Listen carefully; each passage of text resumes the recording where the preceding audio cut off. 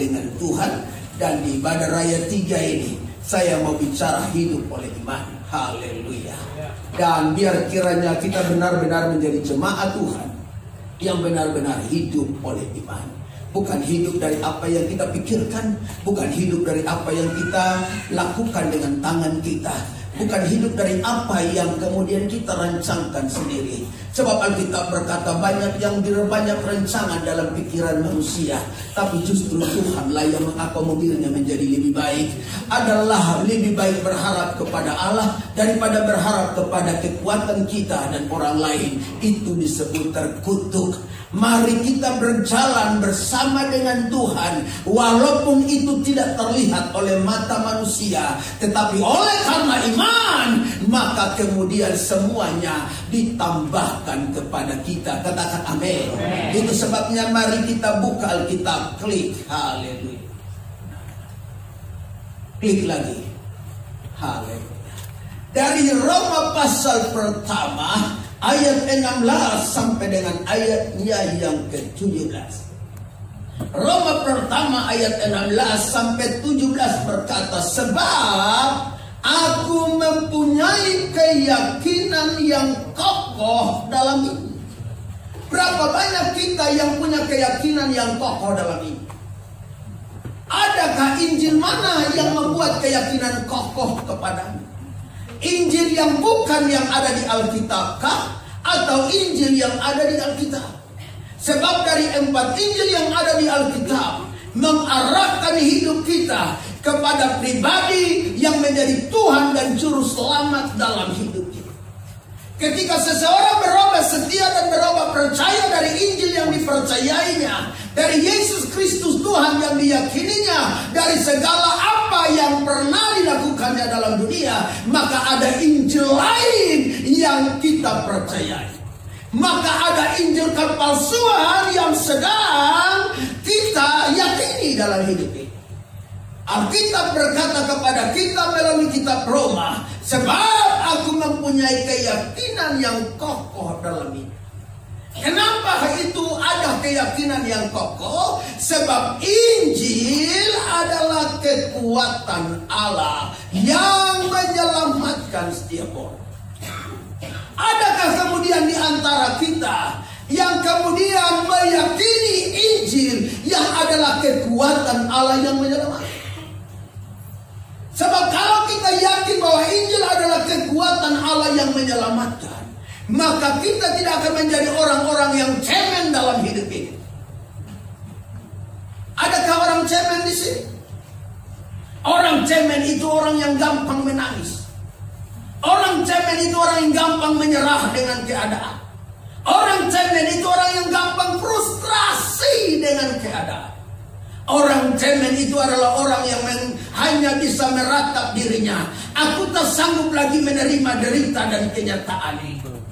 Itu orang cemen. Dengar ini baik jemaat Tuhan yang hadir di raya 3 di HOJ yang luar biasa ini.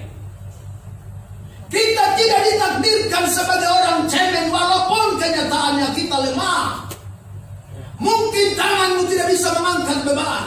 Mungkin kakimu tidak mampu lagi melangkah. Mungkin beban yang ditindihkan kepadamu tidak sanggup engkau lagi bisa memikulnya. Tetapi engkau tidak ditakdirkan menjadi manusia yang cemen. Katakan amin. Sebab apa? Ada kekuatan Allah yang menyertai dan mendampingi perjalanan itu. Jadi kalau engkau cemen berarti Injil itu yang menjadi kekuatan Allah tidak benar-benar engkau hidupi dalam hidup. Orang yang menghidupi Injil yang merupakan kekuatan Allah, barangkali tangannya tidak sanggup lagi berdiri dan ditopang, tetapi karena Injil kekuatan Allah menopangnya, dia tetap mengarah kepada Tuhan. Mungkin langkah kakinya stop karena sudah tidak ada lagi jalan yang ditemukannya untuk berjalan. Tetapi karena Injil kekuatan Allah ada pada tuntunan langkahnya, maka dia berjalan dalam apa yang dia yakini itu. Maka pintu-pintu kemurahan, pintu-pintu jalan, pintu-pintu berkat mulai terbuka ketika pikirannya tidak mampu lagi meraba apa yang sedang dijalani. hadirkan Injil yang merupakan kekuatan Allah dalam hidup kita. Karena itu akan melahirkan mujizat. Itu akan mendatangkan terobosan baru ketika pikiranmu tidak mampu lagi mengurai apa yang sedang engkau pikirkan dalam hidup. Injil adalah kekuatan Allah yang menyelamatkan orang yang percaya, baik itu orang Yahudi, baik itu orang Yunani, dan sampai kepada kita yang bertolak daripada iman kepada iman. Seperti ada tertulis, orang benar akan hidup oleh iman. Katakan amin. Orang benar itu hidup karena iman. Orang benar itu hidup karena percaya. Bukan hidup karena dilihat, melihat. Bukan hidup karena dengar apa kata orang. Katakan amin. Dia hidup bukan karena dari harta yang dipunyainya. Dengar tadi dalam ibadah raya yang ke-1 yang kedua saya bicara, harta tidak mau pernah membawa engkau kepada kekekalan. Harta hanya berhenti selama engkau ada dalam dunia ini. Itu sebabnya harta duniawi ini tidak akan memberi engkau rasa cukup untuk hidup oleh iman. Engkau hidup bukan dari harta yang engkau punya. Engkau hidup bukan dari pikiranmu. Engkau hidup bukan dari tangan manusia dan omongan manusia. Katakan amin. Kita hidup dari omongan Allah yang menjadi Injil kekuatan Allah sendiri. Orang benar akan hidup oleh iman. Jadi kemudian tidak ada yang perlu kita sombongkan dalam hidup. Karena kita tidak hidup dari jabatan kita. Jabatan akan satu waktu dicopot dari hidup kita. Kita tidak hidup dari status sosial yang sedang dibangga-banggakan orang. Status sosial akan tercopot dari hidup kita kelak nanti. Lalu engkau kehilangan arah dalam kehidupan ini. Engkau tidak hidup dari deposit berapa banyak yang sedang engkau ada di bank.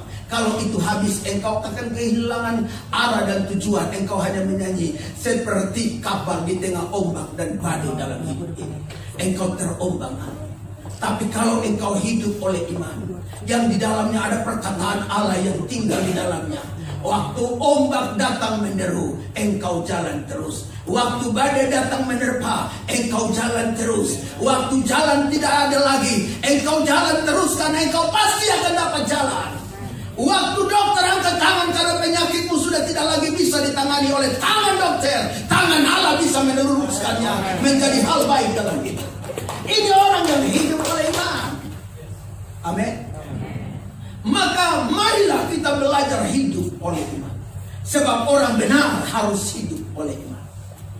Nah Bapak Ibu yang dikasihi oleh Tuhan Yesus Kristus, orang benar hidup oleh iman adalah orang benar yang pertama mau tahu dengan Tuhan. Klik. Terlalu banyak di antara kita tidak mau tahu dengan Tuhan. Lebih pengen mau tahu urusan orang. Itu orang muda bilang kepo. Yuk, berapa banyak yang kepo dengan urusan orang lain? Kalau omongin orang nggak habis-habis.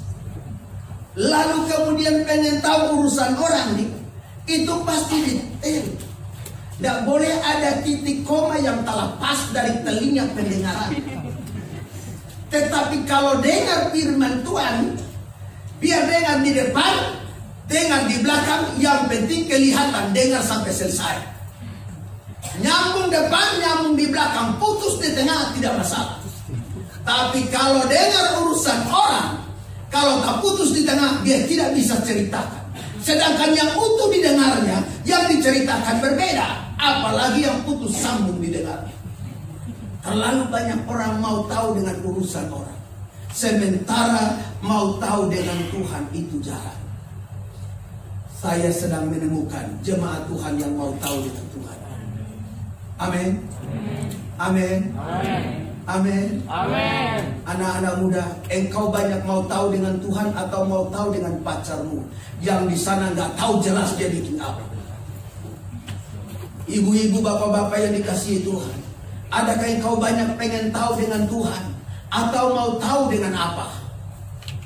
Terlalu banyak kita cari tahu kesibukan orang. Orang sibuk kita yang susah. Ya, Betul nggak? Orang sukses kita yang susah. Orang berhasil kita yang susah. Mau dia pergi berguru di Gunung Kawi ke, gunung-gunung es ke, di laut sana ke. Kalau dia sukses itu urusannya. Amin. Jangan kita hanya tidak bisa tidur karena lihat orang sukses di sebelah rumah kita. Lalu kalau dia beli sesuatu yang baru, tanpa kemudian basa-basi kita paksa suami harus beli seperti yang dibelikan. Lalu kau mau suruh suami jual baju dan celana kah hanya untuk akomodir itu? Suami pergi keluar dan dia menyanyi, ku jual baju celana, semuanya dari wanita yang sedang menggerogoti hidupku di rumahku sendiri. Ibu-ibu yang dikasihi oleh Tuhan Yesus Kristus, tahu dengan Tuhan itu jauh lebih penting dengan tahu dengan urusan orang. Katakan amin. Karena engkau mau tahu dengan urusan orang, engkau dapat apa? Siang malam engkau bahas urusan orang, kau dapat apa? Kau hanya jengkel dan kemudian gigi. Itu pasti dia sukses, pasti dia pergi ke Gunung Kawi itu. Orang model kayak begini nih, mukanya gak jelas, pekerjaan gak jelas, kok bisa sukses ya? Hari-hari hidup kita habis dengan omongin dia. Dia tambah sukses, kita tambah kacau. Dia tambah maju, kita tambah gak jelas. Dia tambah hebat, kita tambah pusing.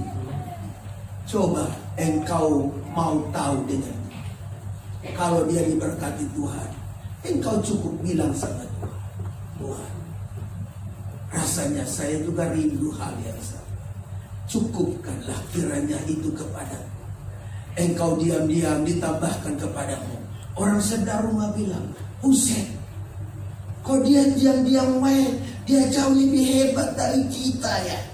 Dengar ini baik, karena kita mau tahu dengan Tuhan. Orang yang cari dahulu kerajaan Allah dan kebenarannya, dalam sesi kedua saya bicara, semua ditambahkan kepadamu.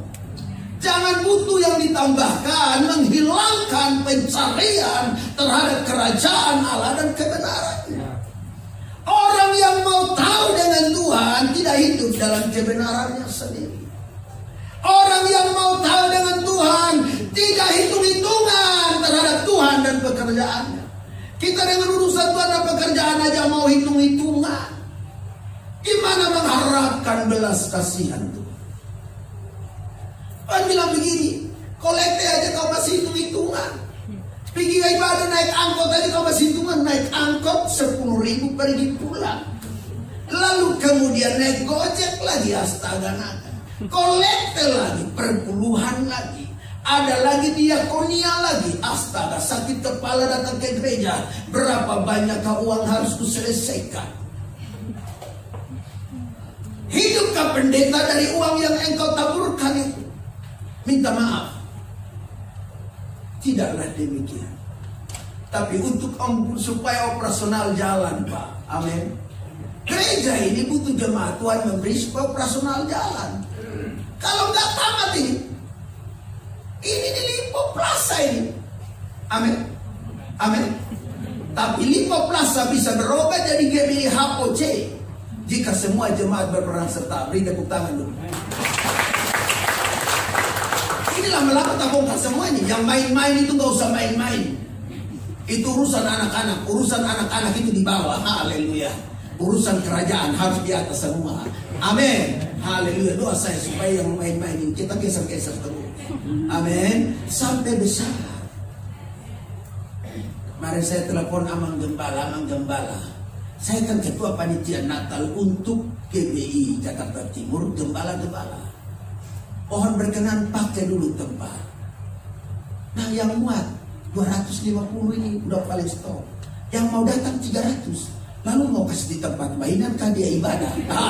Jadi saya bilang astaga, ini kelihatan kita harus berdoa supaya gereja-gereja yang ada di Jakarta Timur, lebih khusus HOJ, makin diperbesar untuk kemuliaan. Gereja yang mau tahu dengan Tuhan dan urusannya, jiwa-jiwa dihadirkannya. Kalau jiwa-jiwa dihadirkannya, wadah harus diperbesar. Katakan amin. Jadi bayangkan 5 kali ibadah nih, mantap punya sudah. Haleluya. Lama-lama bukan 5 kali ibadahnya, tempatnya diperbesar. Hanya untuk menampung jiwa-jiwa yang mau tahu dengan urusan Tuhan dan pekerjaan. Bapak Ibu yang dikasih Tuhan, asal jangan hitung-hitungan.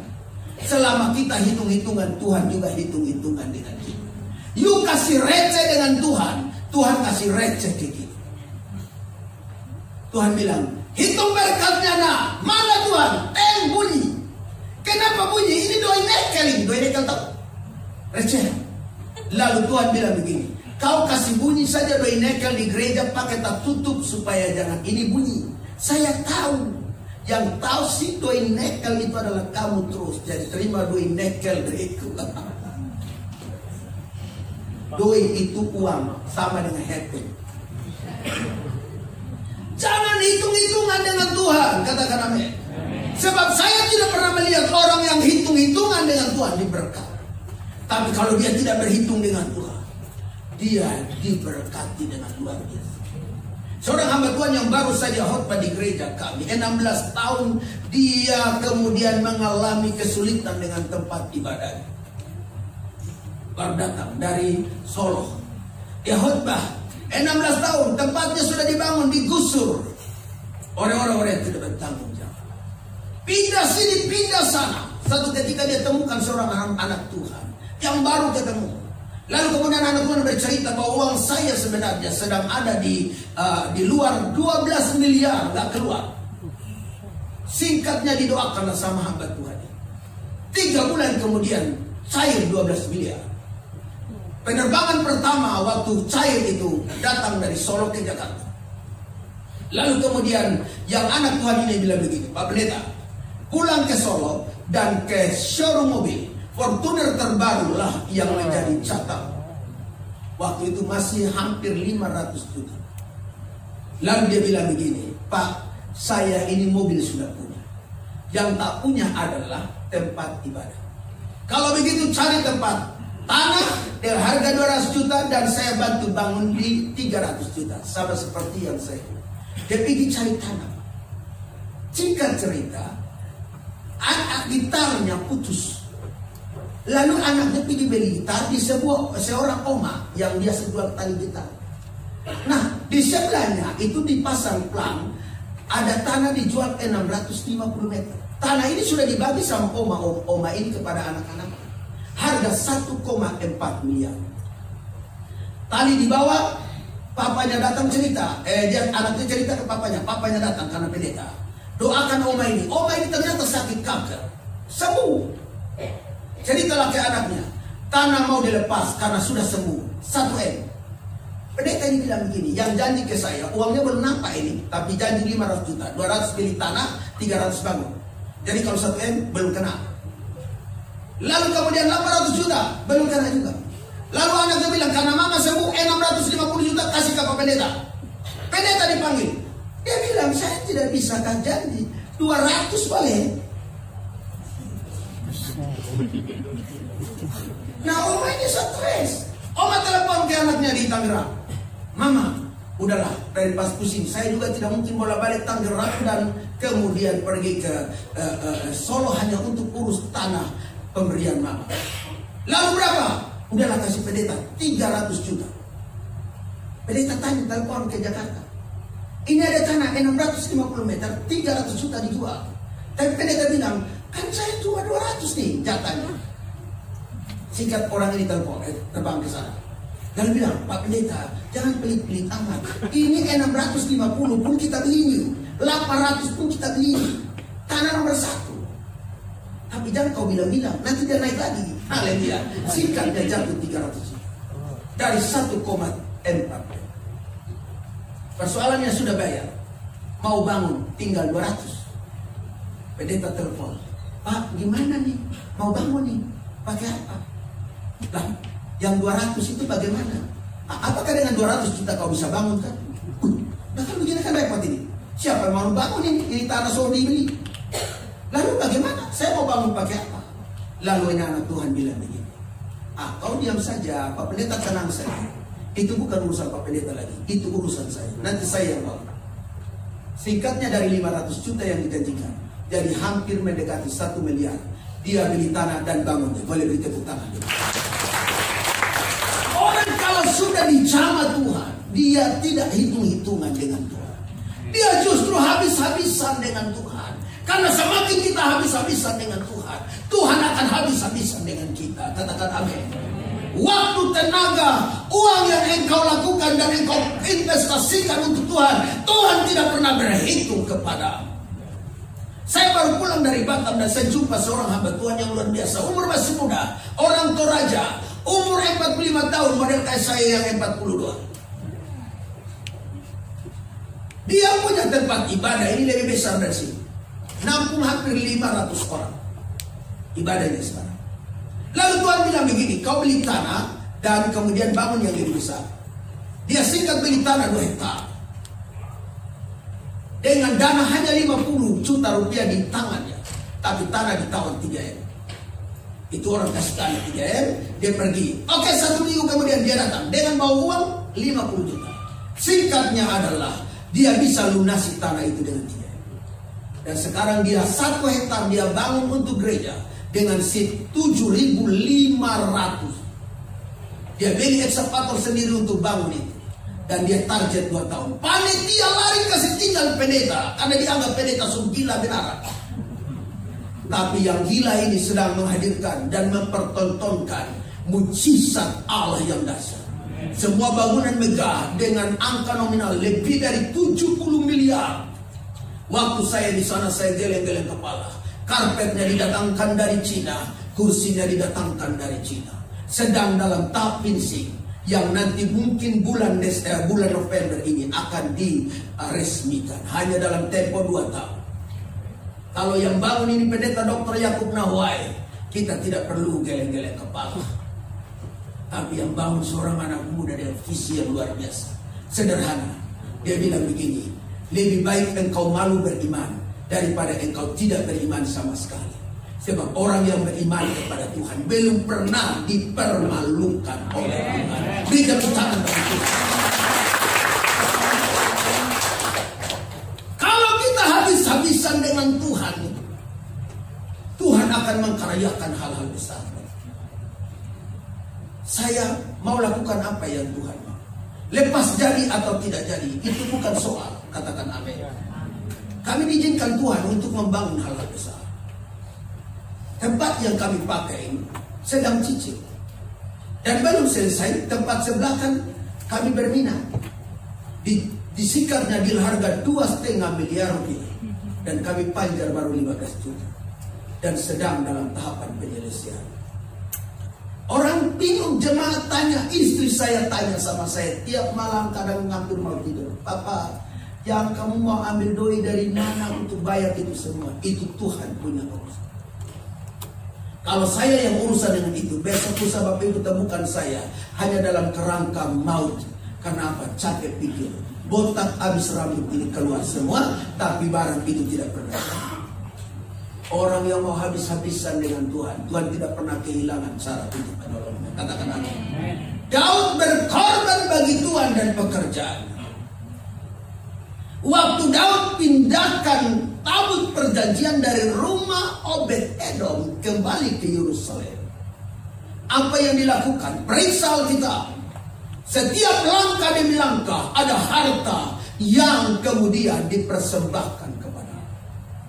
Ada lembu, ada anak lembu, ada nilai investasi yang dikorbankan Daud. Untuk apa? Menghadirkan Tuhan kembali ke Yerusalem. Katakan amin. Kehadiran Tuhan kadang harus perlu pengorbanan.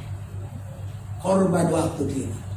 Bukankah setiap waktu pagi kita ada di dalam doa adalah waktu yang kita korbankan? Mata belum terang, kita sebangun hanya tunduk tutup mata dan menyembah Tuhan. Anak belum diurus, kita sediakan waktu sebentar untuk baca Alkitab. Minimal sampai habis 1 pasal seperti yang mungkin biasa kita lakukan. Ibadah minggu seperti hari ini adalah jam di mana kita harus tidur di rumah. Karena ini jam mengantok. Ini adalah jam makan siang. Tidak heran kemudian tadi ibu-ibu di belakang bisik-bisik sama saya, Pak, sebentar mau makankah? Karena antara jam ibadah raya 2 dan ibadah raya 3 itu sopas hampir jam makan siang. Urusan makan siang kita tiadakan dulu sebentar. Hanya untuk apa? Mau tahu dengan Tuhan dan urusan. Katakan amin. Inilah yang Tuhan cari. Haleluya. Saya sedang menemukan gairah dari umat Tuhan yang ada di gereja ini, yang mau tahu dengan Tuhan, mengesampingkan tidur siangnya, mengesampingkan makan siangnya, mengesampingkan waktu bersama dengan keluarganya, yang katanya hari Minggu adalah hari libur. Tetapi hari libur pun ditiadakan hanya untuk apa? Untuk libur dan asik bersama dengan Tuhan. Karena apa? Menjawab apa yang Tuhan kehendaki. Akhirnya berkat Tuhan di Yerusalem itu ya dan tabut Tuhan di Obed-Edom. Rumah itu 3 bulan diberkati luar biasa. Di mana ada Tuhan hadir, berkat tidak pernah kekurangan di sana. Beri tepuk tangan bagi Tuhan. Jadi hiduplah oleh iman. Karena orang yang hidup oleh iman adalah dia yang mau tahu. Yang kedua, dia yang mau ikuti tuntunan Tuhan. Jangan sekedar sampai mau tahu, Pak, tapi harus mau ada dalam tuntunan Tuhan. Kita harus ajar diri kita sendiri untuk tahu, untuk ikuti apa yang Tuhan mau. Karena orang yang mau ikuti tuntunan Tuhan, dia harus sangkal diri. Dia harus rela tunduk dan taat pada Tuhan dan kebenaran. Tiang api dan tiang awan kalau bergerak, orang Israel harus bergerak. Kalau tidak bergerak, hilang tuntunan. Padang pasir, astaga. Saya kira banyak jemaat dan baik tim pastoral sini sudah pergi ke Israel sana. Betul tak? Udah lihat perjalanan dari Mesir sampai ke Israel kan? Bagaimana itu sudah ada jalan ini? Ada jalan saja mungkin kita sesat. Dimana kalau tidak ada jalan akan makin tersesat. Karena tidak ada rumah yang dilihat. Banyak yang dilihat hanyalah padang gurun yang bikin gosong kita punya badan. Kalau itu panas, kalau dingin bikin dingin kita punya tulang. Tapi dengan tuntunan tiang api dan tiang api, Israel bisa sampai tujuan tanpa pakai kompas. Dengar ini baik Bapak Ibu yang dikasihi oleh Tuhan Yesus Kristus. Sangkal diri perlu. Karena sangkal diri adalah bagian dari kita sedang menunjukkan diri kita untuk taat dalam tuntunan Tuhan. Tuhan mau tuntun kita dan kita harus relakan diri kita hidup dalam tuntunan. Jangan kita pembangkang. Jangan kita kemudian marah dengan Tuhan ketika kita harus ada dalam tuntunan itu. Israel kenapa nggak nyampe di Yerusalem? Karena banyak yang kemudian marah dengan tuntunan. Betul nggak? Jangan pernah marah dan ngambek. Amin. Jangan sungut-sungut dalam tuntunan Tuhan. Relakan hidupmu dituntun Tuhan. Mungkin hari ini engkau lagi capek. Mungkin hari ini barangkali engkau masih suntuk. Tapi relakan dirimu dibentuk dalam tuntunan. Karena hanya dalam tuntunan Tuhanlah engkau sedang hidup oleh iman. Ini yang penting. Haleluya. Baru bicara sebentar. Memang ini jam ini satu tahan jam dulu kan, supaya saya bicara agak lama. Ini mata saya agak terganggu dengan jam putarannya agak cepat. Kita ada 4 jam berapa Pak? Hah? Jam 1 kan? Jam 4. Oh berarti masih ada waktu ya. Haleluya. Kasihan tidak makan siang gara-gara khotbah. Haleluya, haleluya. Kalau saya udah dijamin udah makan tadi, tinggal mau bungkus yang belum. Jadi saya jamin pulang dengan bawa berkas-berkas. Haleluya. Kasihan Bapak Ibu yang tidak bawa pulang berkas. Haleluya. Bawa pulang kertas. Itu juga bagian dari tuntunan Tuhan. Haleluya. Karena kita berkata kita bukan hidup dari makan dan minuman, tapi oleh kebenaran firman. Beri tepuk tangan bagi diri kita. Kalau begitu kita selesaikan dengan cara yang dikehendaki Tuhan. Yang ketiga, yang terakhir. Katakan yang terakhir. Yang terakhir. Orang benar akan hidup oleh iman. Kenapa Kenapa demikian? Dia orang benar yang hidup oleh iman adalah orang benar yang mendapatkan stempel layak. Dia harus dapat stempel layak. Adakah stempel di sini? Lalu coba kita stempel di kita. Pada kayak kita masuk di tempat tertentu kan ada stempel di tangan kan. Lalu stempel itu bisa hilang kan? Bisa, kena air itu stempel yang kita buat. Jadi kalau mau dapat label stempel dipercaya, bukan kita yang bikin stempel itu, tapi yang stempel itu adalah Tuhan. Dan yang punya stempel adalah Tuhan. Karena kalau kita yang bikin stempel murahan, stempel yang kemudian bisa hilang. Dan stempel itu kalau di stempel itu kualitasnya juga biasa. Tapi Tuhan yang punya stempel itu tetap melekat. Katakan amin. Jadi izinkan Tuhan yang stempel layak bisa dilihat. Terlalu banyak anak muda gombal kalau bicara. Engkaulah satu-satunya di dalam kehidupan kita. Dia baru lihat wanita yang lain, dia sudah berubah setia. Karena itu stempel yang dibikin oleh mulutnya sendiri. Betul nggak? Stempel sendiri, lalu kemudian hapus sendiri. Kali lagi stempel baru lagi. Jadi dia bongkar pasang stempel. Iya, kan bikin stempel murah 60.000 kelar. Dia punya 10 stempel, artinya 10 wanita yang bisa diraihnya. Dan dia habis stempel, dia hapus, dia stempel lagi baru nama yang lain. Tapi kalau Tuhan yang stempel, ini dilihat, tidak dilihat orang, harus tetap bisa menyandang gelar, bisa dipercaya. Katakan amin. Orang yang dapat stempel layak bisa dipercaya, ini dialah yang hidup oleh iman. Kepadanya dia tidak suka potong kompas, ambil jalan pintas untuk mencapai hal-hal yang diinginkan. Kita ini kan suka potong kompas ini, kita ini. Kuliah potong kompas. Orang kuliah 3,5 tahun, 4,5 tahun, kita kuliah di 6 bulan dapat gelar. Buset. Yang parah ini kuliah teologi. Urusan Tuhan saja di Kediri, bayangkan. Tuhan ditipu dalam urusan ini. Kita yang sudah kuliah pantang mundur ini, udah bolak-balik ini. Bahasa Yunani, Ibrani ini nyantol. Maka tak salah kemudian sekarang Yahya Waloni itu agak kritik kita. Tapi dia cuma tahu baca hanya abjad dari abjad Ibrani dan Yunani saja, so sombong. Memang kurang ajar juga ini. Kita yang kadang sudah kuliah capek-capek ini, bacanya aja baru ngerti. Ngertikannya itu udah main-main itu. Itu. Nah Bapak Ibu yang dikasih oleh stempel layak ini penting. Jangan potong kompas. Amin.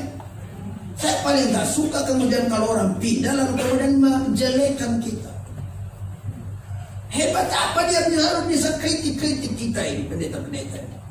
Tapi kan kita tidak boleh balas yang jahat dengan yang jahat. Itu saja kelebihan. Kalau enggak dia sudah habis itu. Ini serius. Tapi hanya karena kemurahan Tuhan. Amin. Amin. Maka saya diam-diam aja daripada ladeni orang sakit. Kita jadi sakit. Uas ngomong nggak usah diladeni. Amin. Dia lihat jin disalib Kristen. Biar jin itu yang bikin dia bertobat, supaya dia tahu jin Kristen mampu menobatkan orang. Amin. Haleluya. Uas belum tahu itu. Saya berdoa satu waktu jin ini datang menggerogoti hidupnya. Sebab jin yang dimaksudkannya adalah pekerjaan roh yang tidak bisa kita pikirkan. Jadi gak usah datang demo. Amin. Gak usah kumpul masa marah-marah tulis naik status. Dia tidak baca status kita. Memang kita siapa? Doakan supaya apa? Dia bertobat. Kalau tidak bertobat, neraka sudah punya urusan. Selesai. Amin. Gak usah pusing. Karena Tuhan tidak boleh dibela. Karena dia sudah cukup membela dirinya sendiri. Kita yang perlu dibela. Amin. Kita harus dapat stempel layak, itu cukup. Supaya orang lihat kita dan bertobat, itu juga jauh lebih baik. Jadi hidup ini jangan suka potong kompas. Amin. Amin. Mau dapat uang potong kompas, gak boleh. Mau dapat untung potong kompas, jangan. Semua harus ikuti prosedur. Yang setuju katakan amin. Mau kawin pun potong kompas, astaga. Adakah yang mau menikah di sini potong kompas? Investasi duluan. Ampuni anak-anak muda kami ini yang sering potong kompas dan ambil jalur pintas. Mau mati pun pakai jalur pintas. Loh, Tuhan kalau suruh mati, dia mau bikin mati sendiri. Minum baygon itu jalan pintas. Potong kompas untuk mati. Gak boleh potong kompas, katakan amin. Orang yang mendapatkan stempel layak dari Tuhan untuk bisa dipercaya, dia tidak bisa ditawar dan dibeli dengan apa. Amin. Wajah-wajah yang jual mahal. Jangankan ditawar, orang mau beli saja udah mikir berkali, ya kan? Karena nggak bisa ditawar. Amin. Amin. Biar kelihatan pas-pasan, tapi nggak bisa dibeli dan ditawar. Itu baru keren. Daripada kelihatan menawan, tapi dijual murah, karena itu pun tawar lagi, diskon lagi. Selnya 99,9%. Astaga.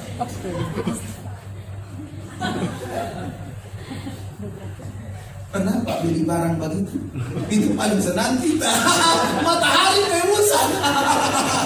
Giliran ada lagi yang diskon aja, serbu kita. Itu paling enak Pak. Kalau barang Pak bagus. Tapi kalau kehidupan rohani kita bisa dibeli, bisa terjual, terkadekan, ini persoalan. Terlalu banyak orang bisa dibeli dengan kekayaan, jabatan, dan apa saja. Asal apa? Dia berarti stempel layak dari Tuhan untuk dipercaya tidak ada. Dia tidak sedang menghidupi Tuhan oleh iman. Saya berdoa, kita bukanlah orang demikian. Yusuf teruji, Daniel teruji, dan rekan-rekannya. Jika Tuhan tidak menolong, jangan paksa kami untuk menyembah kepada Allah. Dalam proses panjang yang Yusuf lewati, dia tidak pernah berikhtiar mengkhianati Allah. Aku tidak mau mencelakakan diri dengan kejahatan yang luar biasa ini terhadap Allah. Karena ada stempel layak bisa dipercaya yang dipegang oleh orang-orang kepunyaan. Dilihat tidak dilihat orang. Biar dengan stempel layak itu membuktikan kita orang-orang yang hidup hanya dari iman, bukan dari apa yang ditawar oleh dunia, yang kemudian merusak hubungan kita dengan. Biar kiranya pesan firman Tuhan berakhir seiring dengan waktu yang berakhir pula. Haleluya. Dengan ayat terakhir, Ibrani pasal 10 ayat 38 sampai 39. Karena ayat terakhir di khotbah terakhirku di sini untuk sesi ini, maka kita baca rame-rame dalam hitungan yang ketiga, 2, 3. Tetapi orangku yang benar akan hidup oleh iman, dan apabila ia mengundurkan diri, maka aku tidak berkenan kepadanya. Tetapi kita bukanlah orang-orang yang mengundurkan diri dan binasa, tetapi orang-orang yang percaya dan yang beroleh hidup. Berapa banyak di antara kita yang mau beroleh hidup? Katakan amin. Saya percaya. Mari, itulah ciri khas hidup. Hidup oleh iman, hidup oleh percaya, bukan oleh melihat, bukan oleh kata orang, bukan oleh mengharapkan orang dan mengharapkan kekuatan manusia. Sebab semua terkutuk. Tapi ketika engkau berharap kepada Allah, justru engkau diberkati.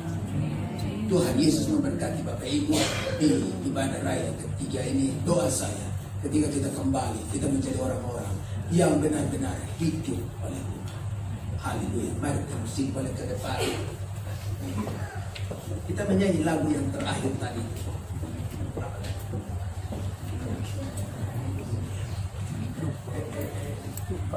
Lagu yang tua tadi itu